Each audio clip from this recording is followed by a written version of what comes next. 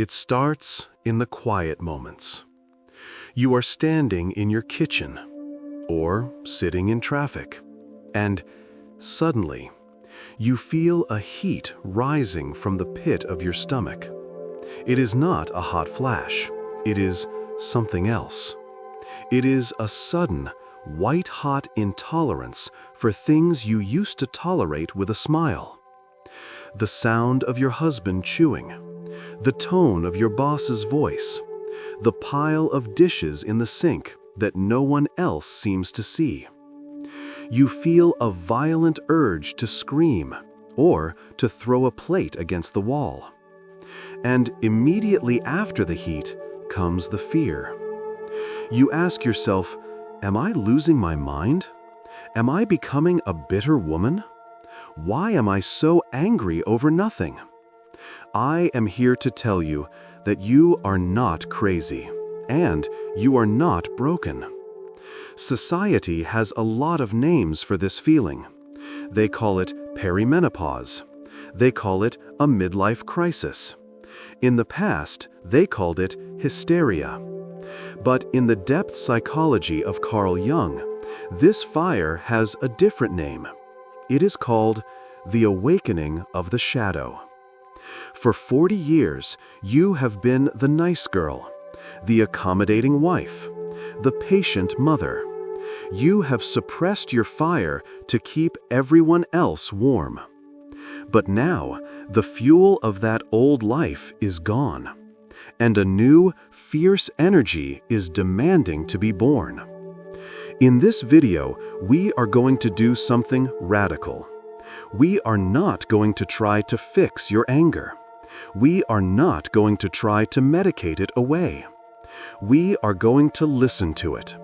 We are going to explore the concept of sacred rage. This is not a fire that comes to burn your house down. It is the fire of the alchemist coming to forge the woman you were always meant to be. You are not in danger. You are in transformation. Let us step into the fire together. To understand the fire that is burning inside you right now, we have to go back to the beginning. We have to look at the contract you signed with the world when you were just a little girl. In our culture, little girls are taught a very specific curriculum. We are taught that anger is ugly. We are taught that a good woman is a quiet woman, an accommodating woman, a woman who smiles even when she is uncomfortable. We learned very early on that to be loved, to be safe, and to belong, we had to suppress our edges. We had to be the nice girl. This is not just a habit. In Jungian psychology, this is the creation of a persona. The persona is the mask we wear to survive in society. And for the last 40 or 50 years, your persona has been impeccable. You have been the peacemaker in your family, the reliable employee at work, the patient mother who never raises her voice. This mask served you well. It got you praise, it minimized conflict, it kept the boat steady. But here is the problem with masks. They do not grow. You grow. Your soul grows. Your wisdom grows. But the mask stays the same size. And eventually, what once felt like a protective armor starts to feel like a suffocating cage. Let me tell you a story about a woman named Sarah. Sarah is 52 years old. She has spent her entire life being the emotional shock absorber for her family. Every Thanksgiving, she cooks the turkey. She manages the difficult personalities of her relatives. She laughs at her uncle's rude jokes to keep the peace. She swallows her own opinions to avoid an argument. For 30 years, Sarah did this with a smile. But last Thanksgiving, something terrifying happened. She was standing in the kitchen, listening to her brother make a comment about her parenting. It was a comment she had heard a dozen times before. Normally, she would just brush it off. She would say nothing, but this time her hands started to shake. Her throat closed up. She felt a physical heat rising from her chest to her face. It felt like lava. She had a sudden, violent impulse to pick up the turkey platter and throw it through the window. She didn't do it. She ran to the bathroom and locked the door. She looked at herself in the mirror, trembling, and she thought, "What is wrong with me? I am losing control. I am becoming a monster." But Sarah was not becoming a monster. Sarah was experiencing the death of the nice girl. The rage she felt was not a symptom of mental illness. It was a symptom of spiritual health. Think about your physical immune system. If a virus enters your body, what does your immune system do? It creates a fever. It creates heat to burn out the intruder. It is a violent reaction, but it is a reaction designed to save your life. Your psyche has an immune system too. And right now, your psyche has identified the nice girl persona as a threat to your survival. Your soul knows that you cannot live the second half of your life trapped in a role that is too small for you. So it is creating heat. It is creating rage to burn the mask off. This is why the rage feels so physical. It is not just an emotion in your head. It is a somatic rejection of a lie. Every time you say yes when you want to say no, your body generates rage. Every time you smile when you are insulted, your body generates rage. Every time you silence your own needs to make someone else comfortable, your body generates rage. For decades, you have been storing this rage in your tissues. You have been pushing it down into your shadow. But the shadow is full now. The container is overflowing, and the lid is blowing off. This is terrifying for a one who has built her identity on being nice. You look at this anger and you think, "This is not me. I am a kind person. I am a loving person. Who is this angry woman?" I want to offer you a radical reframe. That angry woman, she is the guardian of your truth. She is the part of you that loves you enough to stop letting you betray yourself. She is not here to destroy your life. She is here to save it. The nice girl cares about what other people think. The angry woman cares about what is true. The nice girl wants to keep the peace. The angry woman wants to make peace with herself. And in midlife, the angry woman becomes stronger than the nice girl, because nature is trying to balance you out. You have spent 40 years breathing in, taking in everyone's needs, taking in everyone's expectations. Now you have to breathe out, and sometimes that breath out sounds like a scream. This transition is messy. When the mask starts to crack, it does not look pretty. You might find yourself snapping at the cashier. You might find yourself unable to tolerate your husband's chewing. You might find yourself walking out of meetings. These are the tremors of the earthquake. The old structure is coming down. And while it feels like a breakdown, it is actually a breakthrough. You are not crazy, Sarah. You are not crazy, my friend. You are simply waking up from a 30-year coma of compliance. The rage is the jolt of electricity that is restarting your own heart. It is the energy that is required to break the heavy chains of expectation. Soft energy cannot break chains. Polite energy cannot break chains. Only fire can do that. So when you feel that heat rising, when you feel that intolerance for the bullshit, do not shame yourself. Do not try to medicate it away. Do not try to meditate it away. Instead, recognize it for what it is. It is the funeral pyre of the nice girl, and it is the birth fire of the woman you are becoming. But this leaves us with a very big question. If this rage is energy, and energy cannot be destroyed, only transformed. How do we work with it? If we do not want to burn down our houses, or destroy our marriages, or scare our children, where does this fire go? Beyond just making us uncomfortable. Carl Jung had a very specific view on this. He believed that this rage is not just anger. He believed it is raw, creative life force. He called it libido. And understanding this is the key to turning your destruction into creation. To work with this fire, we must first understand the physics of your soul. Carl Jung based much of his psychology on the principle of the conservation of energy. It is a law of physics that says energy cannot be created or destroyed. It can only change form. This law applies to your psyche just as much as it applies to the physical world. Think about the energy you possessed when you were 20. You had desires. You had opinions. You had a natural, wild drive to assert yourself in the world. But as you stepped into the roles of wife, mother, and caretaker, society told you that those sharp edges were not appropriate. So, where did that energy go?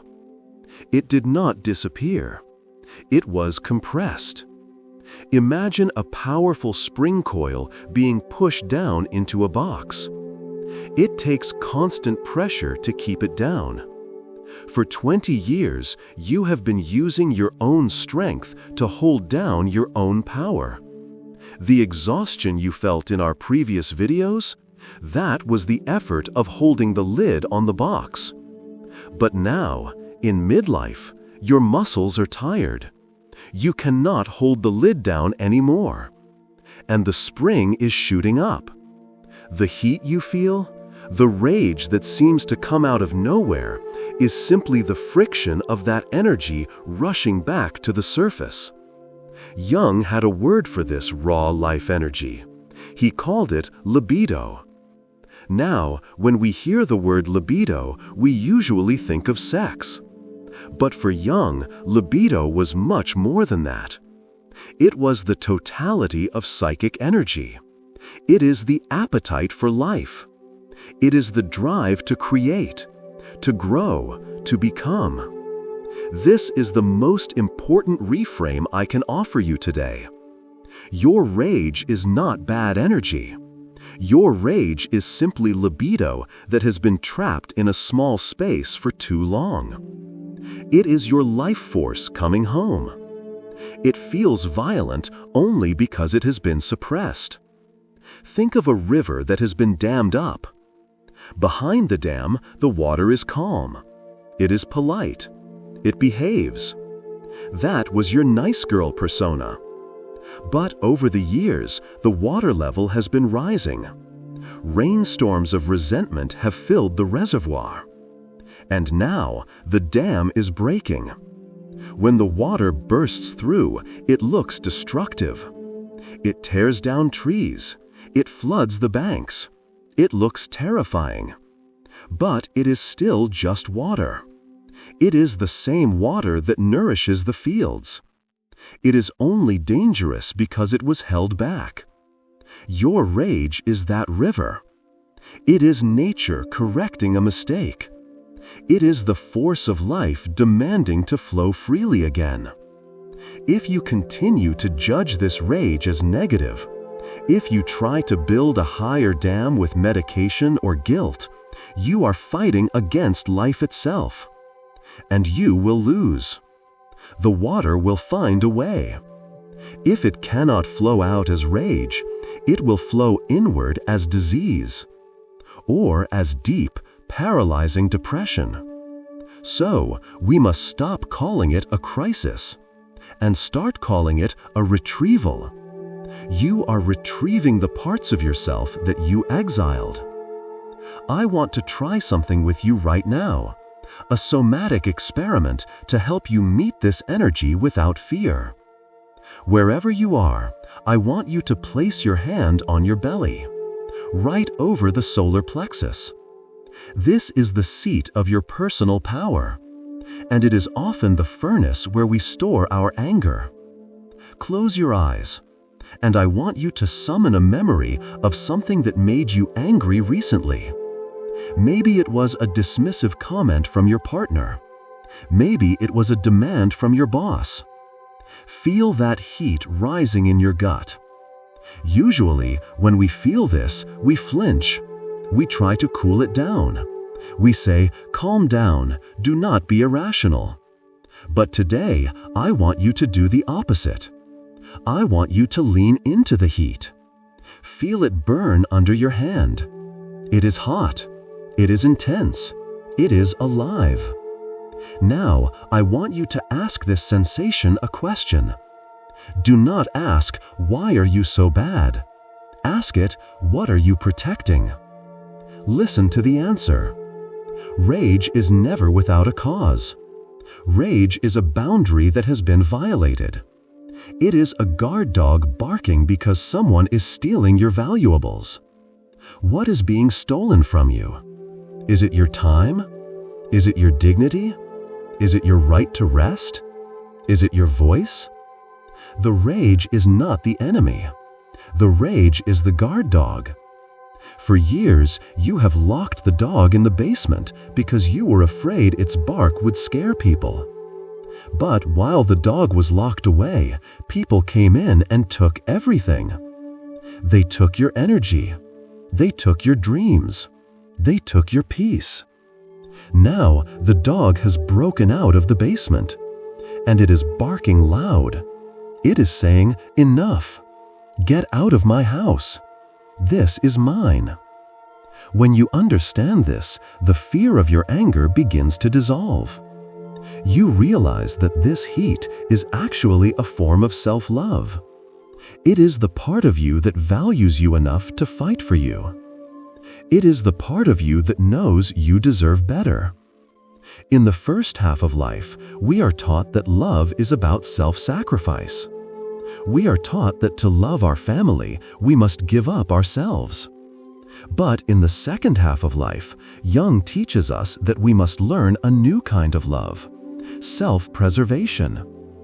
And rage is the fuel of self-preservation. It is the energy that allows you to say no and mean it. Without the fire of rage, your no is weak. It is a question, not a statement.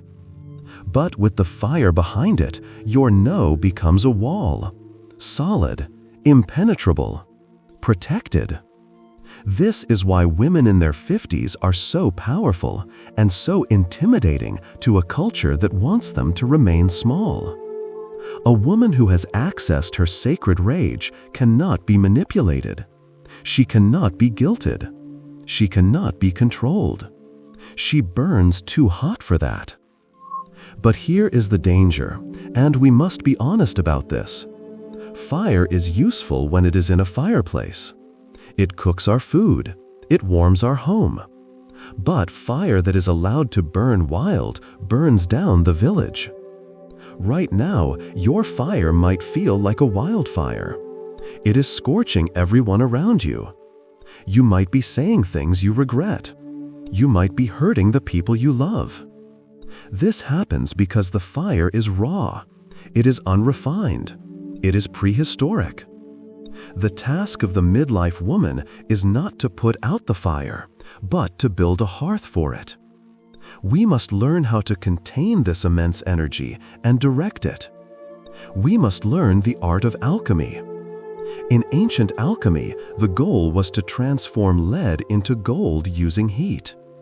Your rage is the heat. Your life situation, the stagnation, the boredom, the resentment, that is the lead. If we can learn to apply the heat to the lead without blowing up the laboratory, we can create gold. We can create a new life. We can create a new relationship dynamic. We can create art. We can create a legacy. But how do we do this practically? How do we move from the screaming woman in the kitchen to the wise alchemist who uses her fire to change her world? How do we stop projecting the heat onto our husbands and children and start using it to fuel our own engine? This requires a specific tools. It requires a shift from destructive rage to constructive rage. Let us explore how to build that hearth and how to channel this sacred lava into something that builds rather than breaks. So, how do we build this hearth? How do we take this dangerous wildfire and turn it into a controlled flame that warms your house and cooks your food? This is the art of alchemy. In the ancient traditions, alchemy was not just about turning lead into gold. It was about turning the heavy, lead-like experiences of our suffering into the gold of consciousness. And the primary tool for this transformation is the fire. The first step in this process is something Carl Jung called withdrawal of projection. This is the hardest part, and it requires the most courage. Right now, when you feel that rage bubbling up, your instinct is to throw it at someone. You want to throw it at your husband for being passive. You want to throw it at your children for being ungrateful. You want to throw it at your boss for being demanding. You project the heat outward because it burns too much to keep it inside. But the moment you throw the fire, you lose the energy. You act it out, you scream, you shame someone, and then the fire is gone.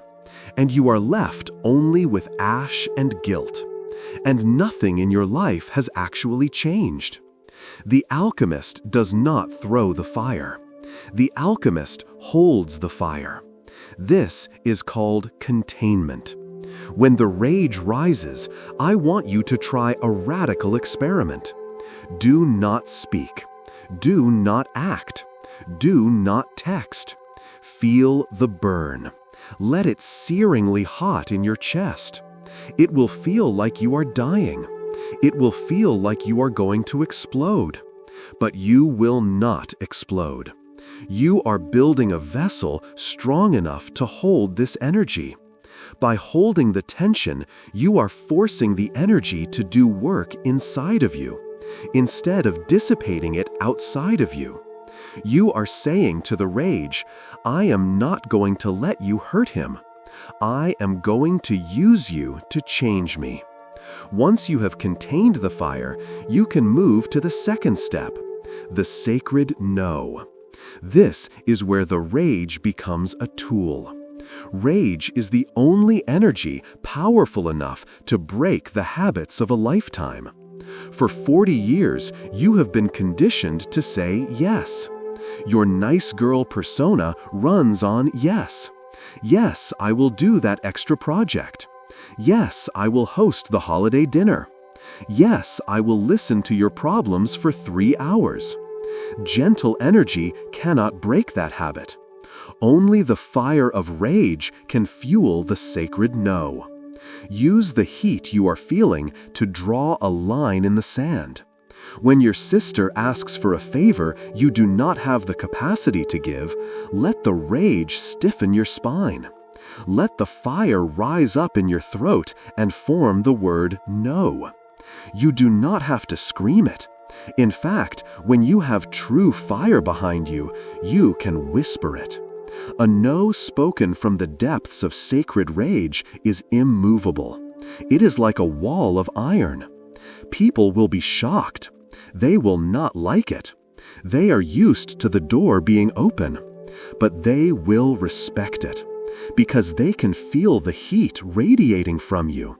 This is how you stop the energy leak. You use the fire to weld the cracks in your boundaries. This brings us to the third step of the alchemy, forging the new life. Energy cannot be destroyed. If you stop using your rage to fight with your husband, and you stop using it to beat yourself up, you suddenly have a massive amount of free fuel. What are you going to do with it? This is the question of your second half of life. Jung believed that the libido, that life energy, wants to create. If it cannot create biologically anymore, it wants to create spiritually, culturally, personally. Look at the women you admire who are in their 50s and 60s. The women who are starting businesses. The women who are writing books. The women who are running for office, or painting masterpieces, or traveling the world. Do you think they are sweet, docile women? No. They are women who have harnessed their fire. They have taken that rage at the unfairness of the world, and they have funneled it into a project. Your rage is a jet fuel. It can power a rocket ship, but you have to build the ship. Maybe your ship is a new career. Maybe it is a garden. Maybe it is a radical change in your health. Maybe it is finally leaving a marriage that has been dead for 10 years. The rage gives you the escape velocity you need to leave the gravity of your old life. Without the rage, you would stay stuck. You would stay nice. You would stay comfortable and dead inside. So thank the rage. It is the engine of your becoming.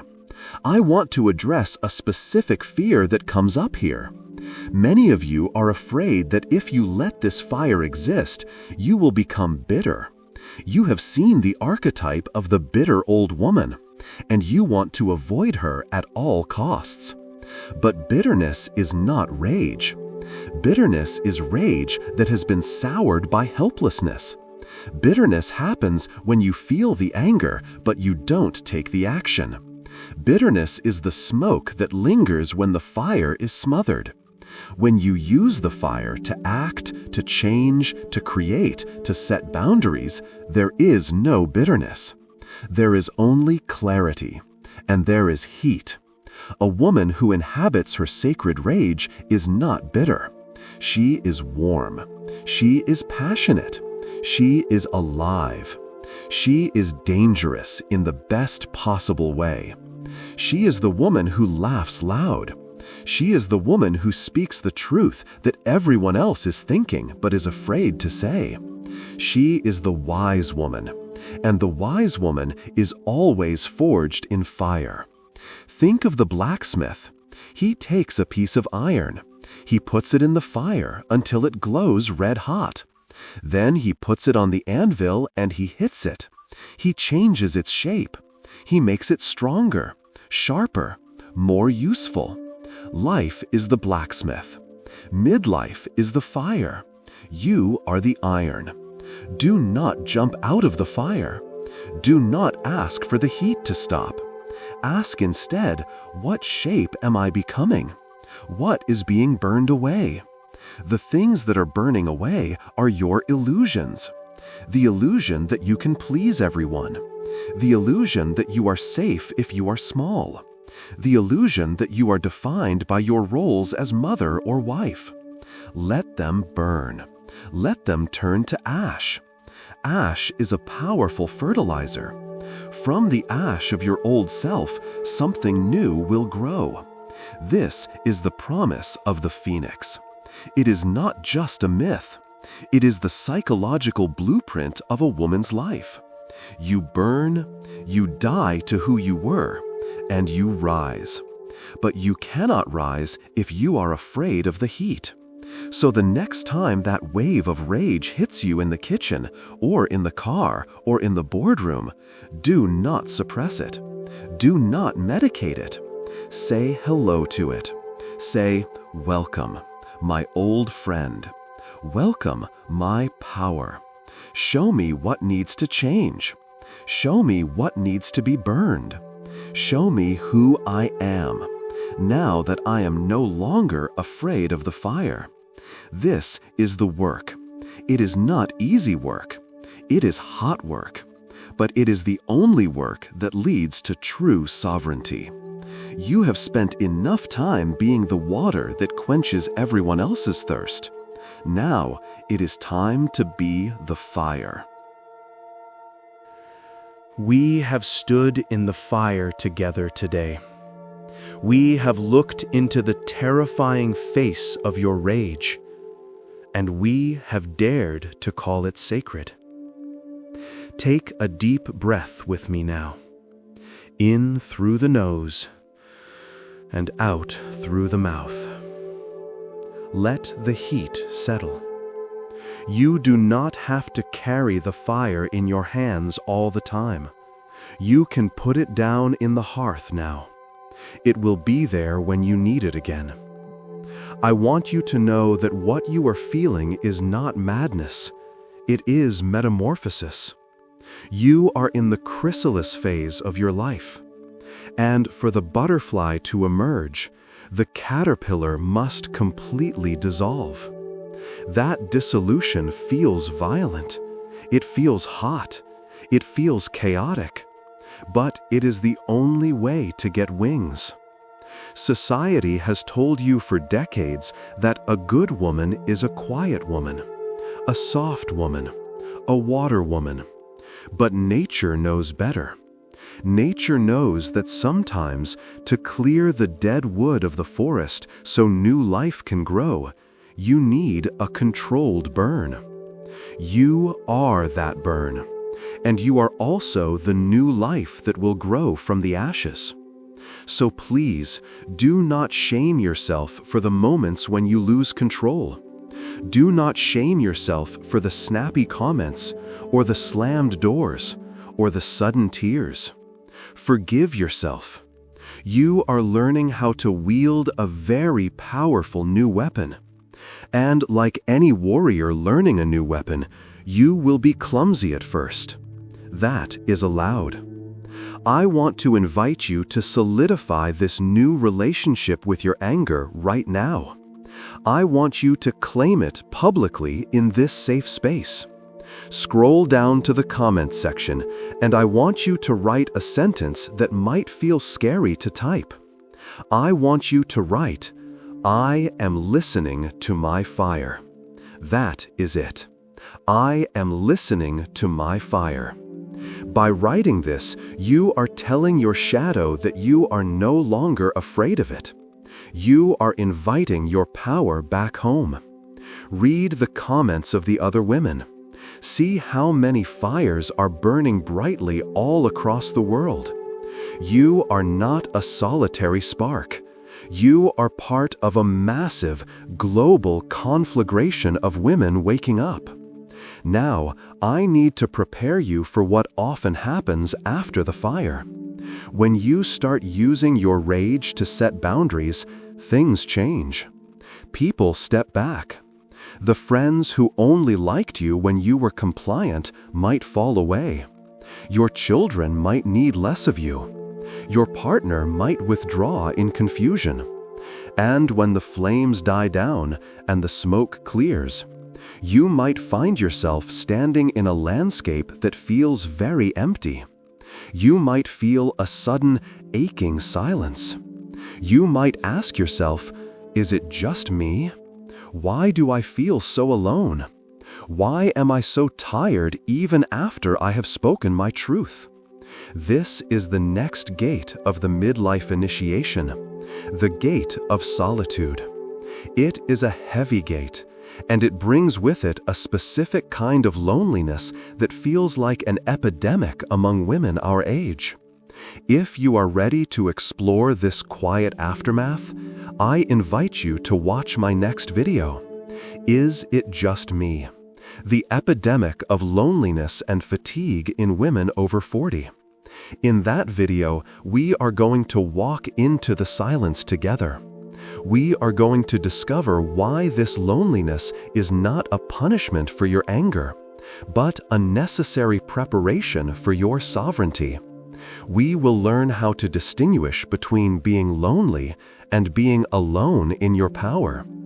And we will find the path to your true tribe. The fire was the cleansing. The loneliness is the spaciousness that follows. Do not fear it. We will navigate it together. If this message has sparked something in you today, please consider subscribing to the channel. By subscribing, you are tending the fire of this community. You are saying that these conversations matter, that your inner life matters. Click the like button, not as a metric, but as an act of solidarity with every other woman who is feeling the heat today. And if you have a friend who is struggling with her temper, who feels like she is turning into someone she hates, please share this video with her. Tell her she is not broken. Tell her she is burning through to the truth. Thank you for trusting me with your rage today. Thank you for being brave enough to feel it all. Keep your fire lit, but keep it in the hearth. Rest now. Drink water. Let the steam settle. And I will see you in the quiet of the next video.